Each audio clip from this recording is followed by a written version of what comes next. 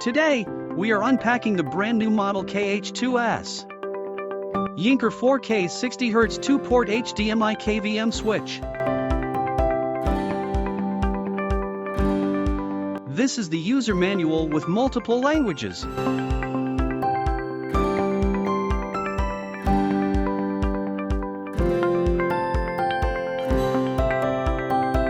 HDMI KVM with 4 USB ports, a Type-C port for power supply, a mini USB port for wire selector, 2 input port units and 1 output port.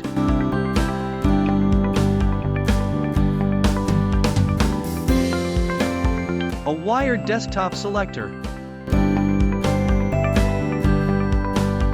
a Type-C cable,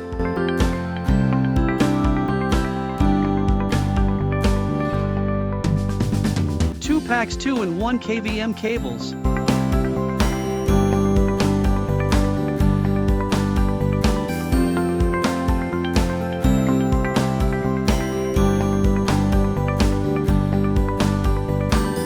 one end integrated with HDMI and USB Type-B.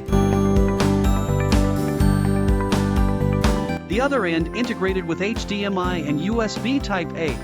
Package mostly covers everything that needs to be used.